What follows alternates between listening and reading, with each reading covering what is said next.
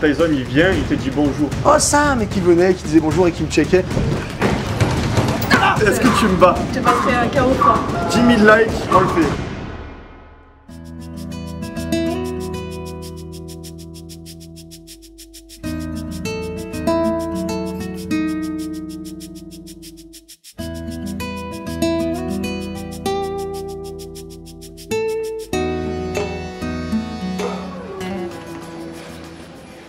Il y a des goûts ici ou quoi? Bonjour. Je suis de retour. Bien, ça va bien. Ça va toi? C'est grave. Tu t'es affiné vachement? Ouais, non? C'est grâce à celui de gomme. Ah oui, du coup, tu m'as pris de main. Et ça change vachement. Ouais, ça change. C'est bien. Et les mannequins. C'est adorable, merci beaucoup. Et il y a ton associé aussi. Arthur, il est pas là aujourd'hui, je le remettrai. Ouais, t'es hyper gentil. Voilà, très gentil. Merci beaucoup. Ouais, je te suis alors dans la salle. Ça change vraiment, en plus, c'est bien. Hein. T'as vu? Ouais. On va dans une salle secrète.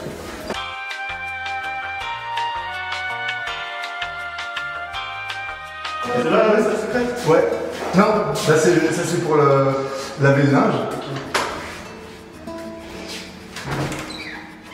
C'est là? C'est là, pousser les vêtements. T'en ouvres qu'une porte, tu pousses les vêtements. Tu rentres, il y a une porte. Monteur, je compte sur toi pour faire un truc de fou. Je compte sur toi pour faire un truc de fou. Là, ça fait 4 mois que je me suis calé anglaise. Tu sais qu'à la base, je faisais du MMA. Ouais, je m'en rappelle. Et là, je commence à avoir l'impression de devenir amnésique. C'est normal? T'as oublié des choses? Ouais. La dernière fois, j'ai ouvert la porte de ma voiture, je suis sorti et j'ai laissé la porte ouverte. Oh oh, alerte au gogol.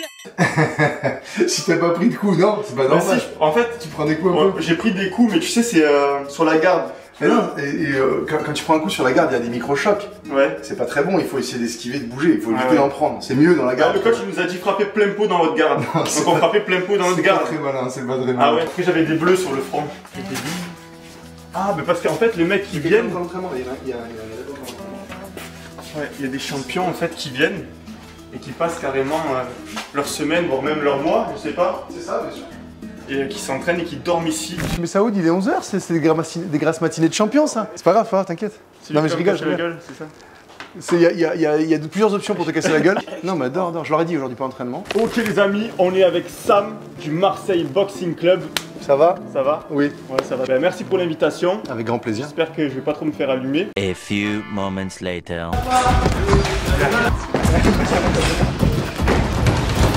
Au moment où je me fais allumer. Est-ce que tu peux nous présenter la salle? Ici, on est au Marseille Boxing Club. On est ravis de t'accueillir pour la deuxième fois maintenant. La Secret Room, en fait, c'est une petite pièce. Alors, secret parce qu'on l'a cachée dans une armoire. C'est un délire, hein, ça servait à rien. Mais je dis à mon associé de faire ce petit passage secret, je trouvais ça drôle. Et la Secret Room, donc une fois qu'on a passé cette armoire, on rentre dans cet endroit-là qui permet aux boxeurs professionnels, mais pas que, les loisirs parfois viennent aussi se faire un kiff et passer quelques jours de camp d'entraînement, de vivre seulement de la boxe. Donc ils dorment là, ils mangent ici, on fait du visionnage, là il y a un grand écran, on regarde leur sparring, on étudie l'adversaire s'il y a un adversaire à étudier, et puis ils s'entraînent en haut dans la salle de boxe. Voilà, la Secret Room est vraiment faite pour accueillir des camps d'entraînement. Alors il y a 1250 mètres carrés de plateau en haut, on a un espace lounge avec un espace de coworking, comme ça les élèves peuvent venir bosser s'ils en ont envie. Il y a aussi un ostéopathe, je présenterai tout à l'heure, Max, qui est très cool. Ensuite, sur le plateau, il y a un ring. Autour du ring, plein d'agrès différents, des double hand bags. C'est des sacs avec des élastiques, on les avait vus, je crois, lors de la dernière vidéo. Speed bag, c'est la poire de vitesse. Des sacs de frappe. Donc il y a des longs sacs de frappe, des aquabags de 80 kg, des petits aquabags de 5-6 kg. Voilà. Chaque agrès a une particularité qui va faire travailler des groupes musculaires différents et puis qui va vous faire progresser en boxe. Il y a un grand sauna 9 places. Il y a un système de sono-glacé pour le choc thermique. On passe de 110 degrés à 10 degrés à peu près pour les courageux. C'est bien pour la récupération. On fournit les draps de bain du Salon Bleu de Marseille. On a fait des beaux vestiaires. On a vraiment essayé de monter une salle comme j'ai connu aux États-Unis, une salle haut de gamme dans les quartiers nord de Marseille. Il faut savoir qu'on est dans le ghetto ici, hein. Mais le ghetto marseillais est très sympa. Vous pouvez venir, ça craint pas. On voulait, moi étant issu des quartiers nord de Marseille, ouvrir une salle ici, une belle salle chez nous. J'ai un cobra chez moi. Essaye de respirer. Prends ton temps. Tu m'as dit. Respire. Un, deux. Oui.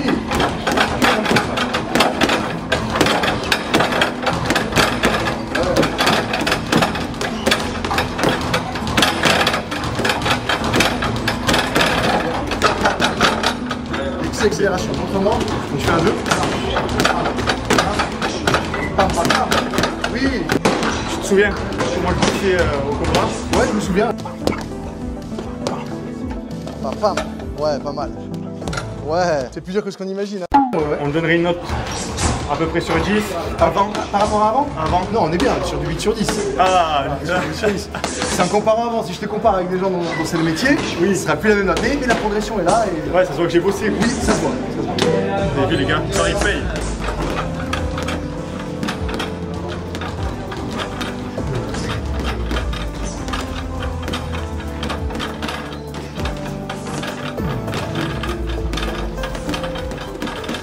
Combien il faut compter par mois pour pouvoir s'inscrire dans ta salle? Alors l'abonnement ici est de 199 € par mois. Pour mettre ça en perspective, ça revient à 6,63 € par jour. Donc si on divise 199 par 30, c'est moins cher qu'un paquet de clopes ou qu'un cocktail mocha, je sais pas quoi, en sortie quoi. Donc l'idée était vraiment d'arriver à rémunérer nos coachs. Tous nos coachs sont en CDI, contrairement à plein d'endroits où c'est du bénévolat. Il faut savoir qu'un BPJEPS, bah, ça coûte très cher, plus de 3000 €. En coach sportif, c'était 6000 le BP. Ok.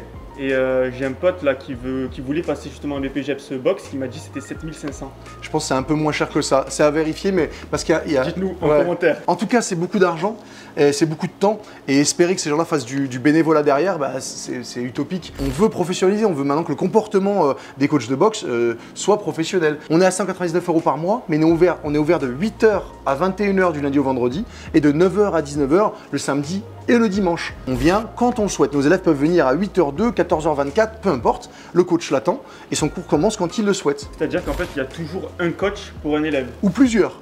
Parfois, il y a plusieurs coachs. On peut partager parfois son coach avec les élèves, ça dépend à l'heure à laquelle on arrive, mais chacun a son programme. On verra tout à l'heure dans la salle qu'il y a plusieurs grands champions qui s'entraînent et puis il y a des gens qui viennent juste en loisir transpirer. On s'occupe d'eux avec la même passion, ils font pas le même cours. Mais j'ai rien inventé, hein. Aux États-Unis, tous les clubs fonctionnent comme ça. Pour rebondir sur ce que tu viens de dire, je trouve que finalement, le tarif n'est pas si cher que ça, parce que c'est du coaching privé. Et nous, en coaching privé en musculation, je ne sais pas si vous connaissez les tarifs, mais c'est 45 € de l'heure minimum. Vous allez à Marseille, vous trouvez des coachs à 45, vous allez à Aix-en-Provence, vous montez direct à 80 € de l'heure. Donc faites le calcul à la fin du mois, vous montez facilement à 600 € par mois. Là, on est à 200 € et on peut s'entraîner 7 jours sur 7. Si on relativise, pour moi, c'est pas cher. Bien sûr. Après, c'est un vrai sacrifice financier, on en est conscient. Oui, c'est une somme d'argent qu'on mettait dans autre chose. Encore une fois, je vous le dis, il y a des gens qui dépensent 300 € par mois en cigarettes. Des gens qui voilà, on reste dans le thème. Chacun ses bêtises. Donc oui, c'est un sacrifice financier, mais pour ce qu'on propose, ça vaut la peine. 2. Alors voilà, 1, 2. Encore. 1, 4. Il est là. 1, 4, 3. Super, encore. 1, 4, 3. Il y a 4, 3, 2. Super, encore. On monte 2. 1, 4, 3, 2 encore. Pas mal, encore. Nice, c'est super. 1, 1. 1, 2. 1, 1, 2, esquive. Doucement. L'autre côté. Ouais, et plus derrière. Ça va? Ça slip. Exactement. Super, encore. Super, encore. Encore. Respire. Dommage, on passe là-dessus là. Ça fait. Super, on respire. On passe ça, c'est suffisant. En bas. Oui, encore. Oui, encore. Ouais. 1, 4, 5, 3, 2, 3. En fait. 1, 4, 5. Magnifique. C'est super. 1, 2. 4. 4, 3. Voilà. Oui, encore. C'est bien. 1, esquive 2. Oui, encore. Allez, c'est bien. 1, 3, même bras. Oui, encore. 1, 3, 2. Moi, c'est bien, on a beaucoup là. J'ai progressé. Beaucoup. Est-ce que tu peux nous raconter des anecdotes que tu as vécues aux États-Unis avec des boxeurs célèbres peut-être? Bah, il y en a eu plein. Je suis resté 18 ans au sein de Mendes Boxing. Donc, c'était un club mexicain. On était à 200 mètres du Madison Square Garden. Du coup, tous les plus grands champions du monde venaient au Mendes Boxing. Si vous regardez sur leur page Instagram, vous allez voir Crawford, Lomachenko, Mike Tyson. C'est des gens qu'on croisait tout le temps, qui venaient s'entraîner au sein du Mendes. Ils prenaient l'hôtel au-dessus et puis ils s'entraînaient à Mendes. À 200 mètres, il y avait le Madison Square Garden. Vraiment l'élite mondiale de la boxe. Et quand j'avais 18 ans, c'était quand même incroyable. Des anecdotes de combattants avec Cat Taylor, qui était un grand boxeur. Ali disait que ça aurait pu être un grand champion, peut-être aussi grand qu'Ali, lui-même le disait. Mais la vie a fait qu'il est parti un petit peu en prison et puis qu'il a fait des bêtises et il n'a pas réussi à retomber sur ses pattes. Aujourd'hui, il est à New York, il est coach et je l'ai vu mettre KO à 60 ans, je crois qu'il avait, ou 59, le champion en titre Golden Glove de la catégorie poids lourd. Donc c'était un petit jeune, impressionnant physiquement, on va pas le nommer, et vraiment impressionnant. Et il a un peu défié Kat en lui disant voilà, les anciens ça boxe plus, tout ça. Donc Kat a pas mis de protège-dents, il a mis une paire de gants comme ça, sans même les lacer, sans rien du tout. Il est monté sur le ring, ça a duré 8 secondes. Il a pris un uppercut, je sais même pas d'où il est venu, et j'ai vu le jeune homme, donc champion poids lourd de New York, des Golden Gloves, c'est un gros tournoi, s'éteindre comme ça et tomber comme dans un cartoon. Voilà, ça c'est des moments un peu mémorables. Nous on veut voir la ceinture, elle est où? La ceinture, elle est à la maison. Ah, les joueurs. C'est dommage.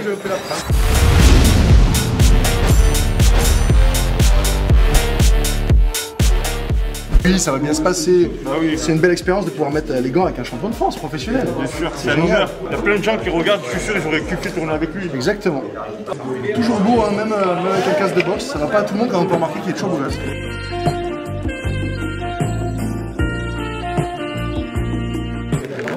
C'est une gomme. Allez, monte dans le ring. T'as la protection. Ouais, c'est bon. Donc travail. Allez, essaye d'envoyer ton jab. C'est ça, Mike. Allez, Mike, envoie ton 1. Envoie ton jab, Mike. Jab.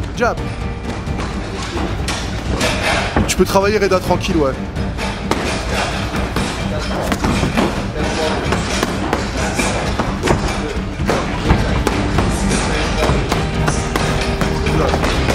C'est bien, Mike, la défense, c'est bien. Commence avec ton bras avant, Mike, avec ton 1. Ouais, c'est bien.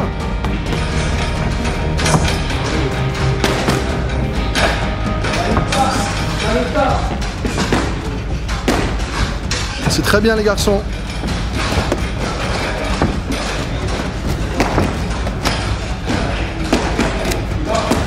Allez, monte-moi les mains, Mike, et tu regardes entre les gants. Comme ça, t'es sûr de pas les prendre. Voilà, c'est bien.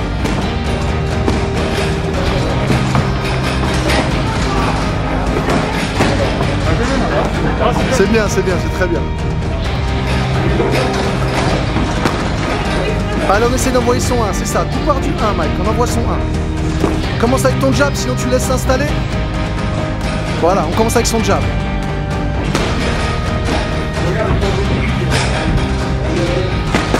Allez, 10 secondes les garçons, 9, 8.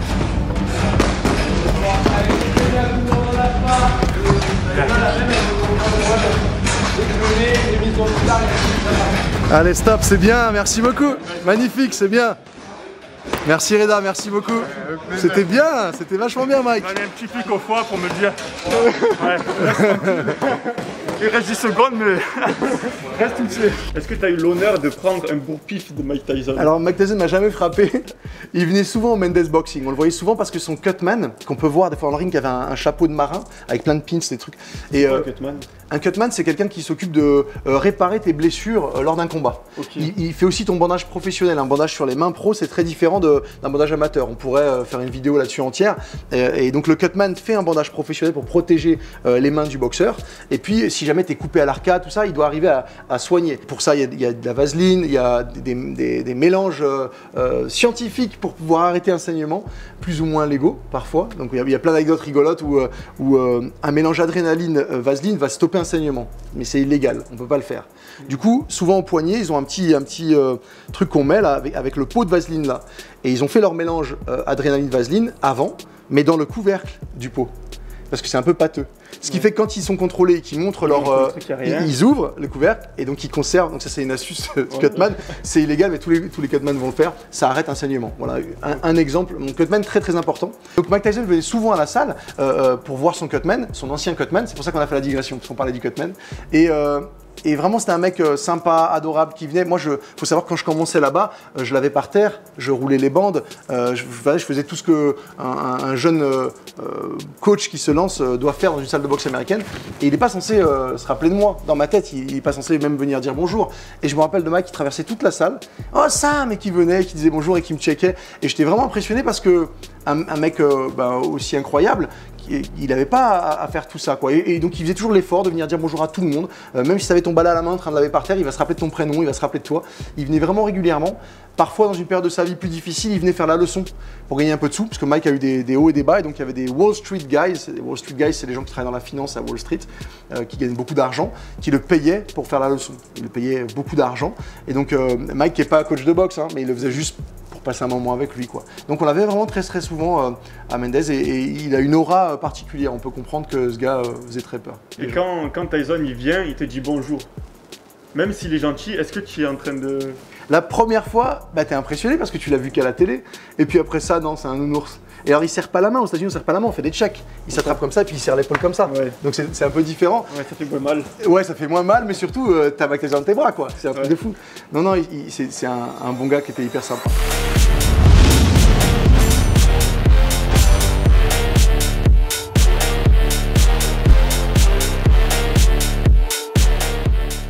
Saoud, Mike, tranquille Sandy à la touche.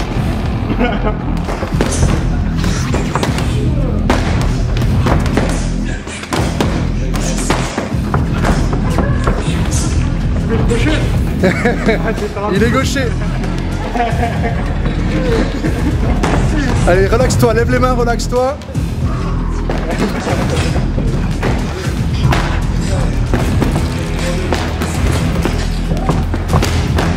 Allez Mike, courage. C'est ça, se passe un gaucher, faut envoyer sa droite si on peut. C'est bien les pieds à l'extérieur, Mike.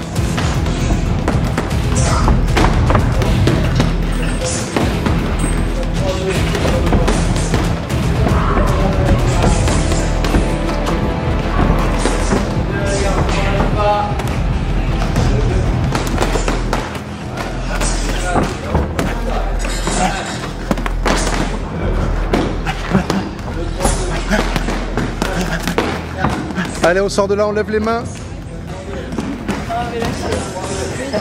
Allez, il reste 15 secondes. Courage, courage, 15 secondes. Allez, Mike, on essaye.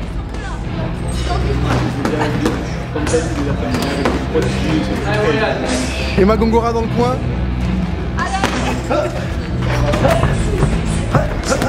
Allez, Mike, courage. 5, 4, 3, 2.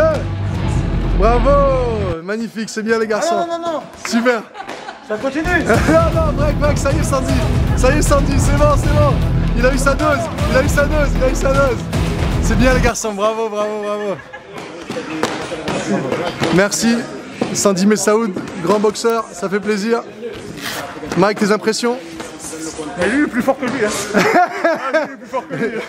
Tu crieras pas de Zizani, ils se connaissent bien. Ça t'a plu? Ouais, génial. Belle expérience, hein. Excellent. Franchement, t'as assuré, gros progrès. Tu trouves? Ouais, magnifique. J'ai fait des choses. Non, plein de choses intéressantes. Tu as été un débutant et là, maintenant, ça ressemble à de la boxe, c'est vraiment bien. Félicitations. Merci. Mohamed Ali, lors d'un combat, a été mis à mal. Tu vois, il était touché et il était pas bien. Et donc, quand il retourne dans son coin pour la minute de repos, le cutman réalise que s'il retourne combattre maintenant, il risque de perdre son combat parce qu'il n'a pas récupéré. Et donc, avec un cutter, parce qu'ils ont des lames de rasoir, donc c'est pas un cutter, c'est plutôt une lame, il a coupé le gant de Mohamed Ali, volontairement. Les lames servent parfois à ouvrir une plaie, il faut parfois ouvrir pour pouvoir la vider. Voilà. Et donc il a ouvert le gant et ils ont signalé à l'arbitre, à la minute, après la minute de repos, que le gant, il fallait le changer. Et ça a donné, donc il faut tout couper parce qu'il y a du tape autour du gant, il faut changer. Et ça a donné du temps supplémentaire pour récupérer. Donc c'est des vieilles astuces pour aider le boxeur. Voilà. Comme quoi il est très important. Ouais. Ah, on n'a pas le droit, il y a plein de choses qu'on n'a pas le droit. Tu me parlais tout à l'heure de Tyson Fury et d'appuyer sur la tête, on n'a pas le droit de le faire. Maintenant, parfois on prend la liberté en espérant que l'arbitre ne le voit pas ou ne sanctionne pas immédiatement. Les gars, merci pour l'échange. Avec plaisir. On a deux champions là. J'ai remarqué qu'en boxe on parle beaucoup d'imaginer, d'imagination, tout ça. Ouais. Ça me fait penser à Baki quand il se bat contre la menthe religieuse. Il imagine qu'il a une menthe religieuse géante contre lui et du coup il apprend à se battre comme ça. En shadow aussi ça se passe, on imagine l'adversaire. Bien sûr, alors quand on a le visage de l'adversaire, qu'on arrive à avoir des combats qu'il ait pu réaliser sur internet ou quoi, qu'on peut visionner en tout cas, et ben on peut un petit peu s'imaginer son visage. Même quand il se déplace, on imagine ce qu'on s'est passé. Et nous, quand on fait notre shadowboxing, on peut aussi, on s'imagine en train de le toucher, en train de le frapper. On peut aussi s'imaginer en train de le voir saigner quand on le frappe. On peut s'imaginer le voir tomber. Enfin, on peut tout s'imaginer. Et le jour J du combat ou le jour de la pesée, quand on le rencontre, on a déjà une impression de l'avoir déjà vu en fait. C'est pas, il n'y a rien de nouveau pour nous en fait. Voilà, donc ça limite aussi, c'est une forme de limiter le stress aussi. Ça, c'est vrai que je suis d'accord avec ce que dit Sandy sur le shadow. Pareil, hein, quand on a la chance de pouvoir visionner son adversaire, ben on s'imagine en face de soi sur le shadow et pour ma part, on imagine des cas de figure et on fait des attaques, des contre-attaques en fonction du style de notre adversaire. Bien sûr, on peut aussi avoir une photo, coller une photo sur le sac. Il y en a qui vont, ça va loin, il y en a qui vont, bien sûr, on peut mettre sa photo sur le sac, les pas aussi, si, ça se fait, tout est bon à prendre. Toi tu le fais ça? Tu mets la photo? Ça m'est déjà arrivé de le faire une fois, mais sinon après on le fait pas spécialement, mais ça peut arriver. Je vais tester, voir si ça t'aide à Ouais. combat. Exactement. Bah, du coup, il y a quand même une sacrée affaire de coaching mental et de auto-hypnose finalement. Auto-hypnose. Et c'est vrai que moi, l'auto-hypnose, ça fonctionne beaucoup. À chaque fois que je dis que je vais réussir un truc, en général, j'ai plutôt beaucoup de chance d'y arriver. Et quand je suis arrivé en sparring, si j'ai perdu aujourd'hui, c'est parce que j'ai dit et j'ai imaginé que j'allais perdre. Sinon, ça se serait passé autrement, les gars. Non, mais c'est vrai. En fait, quand on boxe, on rentre dans une bulle. Et quelquefois, des gens vous disent, même des supporters vous disent tu m'as entendu crier ton prénom? Tu dis bah non, j'ai rien entendu. Et en même temps, il y a aussi ce côté-là qui fait que quelquefois on encaisse des coups que peut-être qu'on n'encaisserait pas. D'avoir ce côté-là aussi auto-hypnose qui fait que vous savez, quand on est un peu hypnotisé, on peut voir l'adrénaline qui fait qu'on encaisse mieux aussi. On peut libérer de l'adrénaline en se convainquant d'être dans une situation dangereuse. Avant de mourir, on libère une hormone qui nous permet d'accepter notre sort, de déstresser. Ça s'appelle la DMT. Et ça, on peut le libérer juste avec la respiration. Je vous invite pas à le faire parce que c'est très dangereux. Mais en tout cas, il faut savoir que tout ce qui est aspect mental et moins des petites choses peut vous faire libérer des hormones qui peuvent vous aider. Vous imaginez un peu ce qu'il expliquait pour la bulle. On a tous plus ou moins été confrontés à une embrouille, ne serait-ce qu'une embrouille verbale dans la rue. Quand tu t'embrouilles avec quelqu'un, tu vois plus que lui, tu vois plus l'extérieur, tu vois plus ce qui se passe. Ça se trouve, il y a d'autres dangers à l'extérieur que tu vois pas, tu es au milieu de la route ou je sais pas. Mais quand quelqu'un t'embrouille, tu vas voir que lui parce que notre instinct animal nous dit de nous focaliser sur le danger premier. Et c'est ce qui doit se passer à mon avis dans un ring ou dans la cage. En tout cas moi c'est ce qui se passait tout à l'heure. Sam me disait des conseils mais j'entendais pas. Écoutez, merci les gars pour au plaisir. vos réponses. Merci. Et au plaisir de se revoir. Et j'espère que j'aurai progressé et que je pourrai vous montrer une meilleure boxe la prochaine fois. Quand tu veux. Et l'histoire moins rigolote aussi, avec des cutman qui trichent et qui mettent une poudre à l'intérieur de ton bandage. J'ai vu ça il y a pas longtemps, un jeune qui avait pris tellement de coups que sa tête elle était devenue... Ouais, il est décédé d'ailleurs. Ouais. Il est mort après un accident de voiture, Ouais. Mais il se casse pas la main. Le mec qui met le plâtre, il se casse pas la main. Il pourrait, mais c'est pas un plâtre, hein. C'est une poudre qui va durcir quoi. Ouais. Tu vois, je dis quand ça fait comme un plâtre, ça va juste faire très dur ici. Donc c'est pire pour l'adversaire, tu vois. Donc il y a des tricheries, hein. Il y a des gens il y a aussi des cutman qui vident la mousse du gant, qui trichent. Donc il y a des choses, voilà, il faut respecter les règles, il faut faire attention. Ouais, mais c'est pas beau de protéger. faire ça. Non, y a pas ça c'est d'honneur sûr, exactement. à démolir quelqu'un pour le démolir. Hein. On est d'accord, mais il y en a eu peu dans l'histoire, mais il y a eu des tricheries comme ça. Aujourd'hui, de moins en moins quand même, il y a des contrôles vraiment réguliers. Voilà. Après ça arrive aussi sans tricher, j'avais vu un boxeur qui frappait dans le vide là. Ouais. Ça m'avait, c'est beaucoup plus rare, hein, les décès. Il y a moins de décès en boxe qu'en foot, par exemple. Hein. Donc c'est beaucoup plus rare. Mais en effet, ça arrive évidemment. Tous les sports de haut niveau, dès qu'on monte, dès qu'il y a du contact en football américain, il y a beaucoup de la vitesse plus les chocs. Exactement. Là en boxe, on reste statique. Ouais. Non, les commotions, dès qu'il y a des sports de contact, sont dangereuses. Mais en boxe, c'est beaucoup moins que ce qu'on imagine. Parce que nous, on est préparé à les recevoir, à les envoyer. Un joueur de football américain, pas particulièrement. Ils sont pas censés prendre des pêches ou ils prennent des chocs, mais ils en sont pas conscients réellement, j'ai l'impression.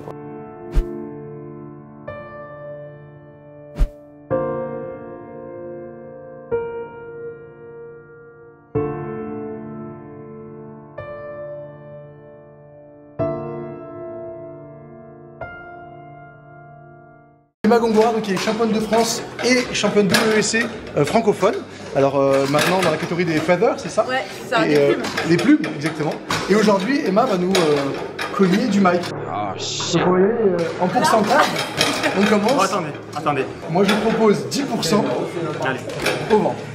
Ah mais sans ceinture là? Ah ouais, comme ça, 10%. Eh ben, On vise bien mais quand cette même pas cette zone-là, 10%. Pourquoi c'est que Ah, comme au foot, ici. 10%. Tout petit. Magnifique, jusque-là tout va bien. On passe à 20%. Ça va 30%.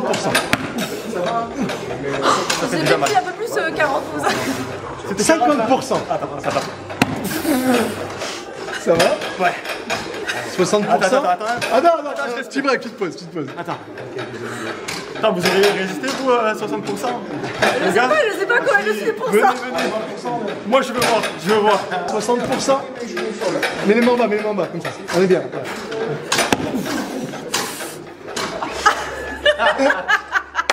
Ouais. 70 j'essaye. 70%, on tente 70%. Allez, les mains là, Attends. on serre les abdos. Bouge plus. Ah ça va. Ça va? C'est un peu sauvé. Moi je propose qu'on essaye 100%. Allez, ouais. Ah bah on essaye, on regarde, 100%. Attends, On je vais voit. tomber dans les pommes là. On fait 100% sur Coach Sam pour voir comment ça ressemble. Oh putain que moi je... On y va. Je sais pas si Un j'y arriverai. 100%. C'est pas mal. Ah bah vous donne 100%. Ah excusez-moi, on va la refaire où j'ai mal, excusez-moi. On en refait une douloureuse. Les attention, on respire. Allez. Il a mis son bras, il a mis son bras. J'ai protégé. Bon c'est pas mal. Merci. Merci Emma, merci beaucoup. Franchement ça fait très mal les gars. Bon du coup on a parlé vite fait de ton palmarès. Tu m'as dit 43 combats J'ai 42 combats et j'ai eu une défaite. et une défaite. Ouais, c'était Mais mon pourquoi- deuxième combat et je me suis endormi. Pourquoi J'ai même pris le KO, je me suis endormi. Tu t'es allongé, tu as dormi, c'est ça? Non, on n'est pas loin de ça. Il était mou, il combattait lentement, tout ça, donc je me suis endormi parce que j'ai pas été actif. Ouais, il t'a Et mon endormi. coach, ouais. Et après il t'a mis le coup qu'il fallait. Ben, il a pas beaucoup touché, mais vu que moi j'en voyais encore moins, mon coach me disait mais t'es derrière, et je réalisais pas, je sais pas. C'était mon deuxième combat, donc c'était mou, ça avançait pas. Quand je me dis il m'a endormi, ça veut dire qu'il m'a rendu pas actif, c'était malin, je me suis fait avoir. Et t'as jamais voulu franchir le cap de passer pro du coup? Alors on en parlait avec Francisco, pour devenir professionnel en boxe, en France il y a des critères, ils sont pas très compliqués non plus, mais on peut faire une licence dans plein de pays différents, où ils sont beaucoup moins regardants. Si tu veux avoir une licence professionnelle demain, je t'en fais une demain. Tu es boxeur professionnel. Donc aujourd'hui ce terme est un peu galvaudé, ça veut tout et rien dire. Donc je voulais pas passer professionnel pour être professionnel. Beaucoup de gens en France font ça. On va faire une licence pro, je vais essayer. Ouais, je suis pas sûr de l'intérêt. Moi je voulais être champion du monde.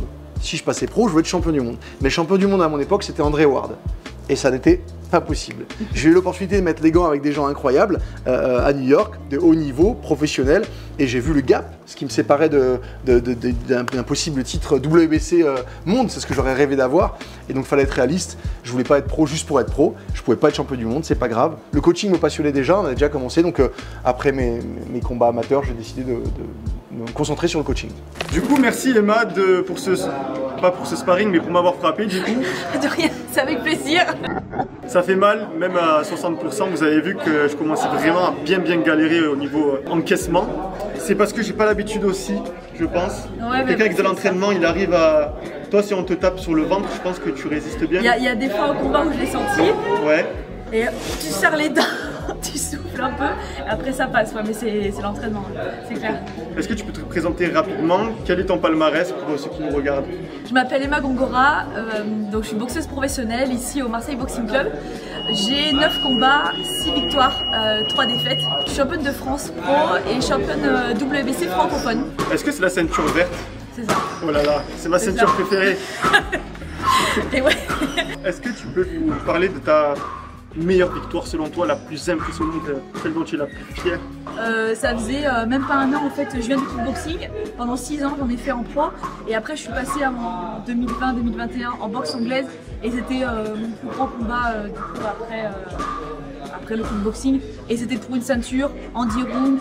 J'étais largement au-dessus de mon adversaire et c'était vraiment une fierté. J'étais très émue en plus, tu verras sur les images, on me lève le bras, je suis j'ai envie de pleurer. Donc non, franchement c'est un des meilleurs souvenirs. Est-ce que tu bats un homme de 90 kg qui fait pas de sport de combat? Parce que c'est le grand débat en ce moment. En gros, est-ce que tu me bats? Je pense oui. Ah, Mais allez, c'est parti. c'est vrai, je pense que je te battrai KO fort. Au foie? Ouais. T'es Ça dans va les vite bras sur une ici. vidéo. Donc, Si vous avez 10 000 likes, 10 000 likes, ah, c'est bien ça. on le fait. Ouais. Voilà, Let's go. c'est annoncé. Moi je suis précision. Je suis pas pour parce que le pauvre il va être humilié, ça va être très Ouais. dur et pas confort. Alors on mesure pas tout le temps, mais la boxe professionnelle féminine, pour monsieur et madame tout le monde, ça c'est énorme, le niveau va être énorme. Mais on peut le faire pour rigoler, pour que tu vois, elle fait 60 kg, t'as vu l'impact qu'il y avait. Ouais, il y a beaucoup d'impact. Et la même chose dans ton nez, ce serait compliqué. Et en plus t'as un joli nez, moi je te le Non, souhaite mon pas. nez, il crème pas trop, ça va. Ça serait plutôt le menton ou les tempes, je pense que. Non mais avec si, mon amnésie. si c'est un challenge, je le Allez, relève let's avec go. plaisir. 10 000 likes. Je sais qu'on les fera pas. Il va truquer. On va partager de partout. Les gars, je me suis très vite cassé sans rien dire à personne parce que j'en avais marre de me faire frapper.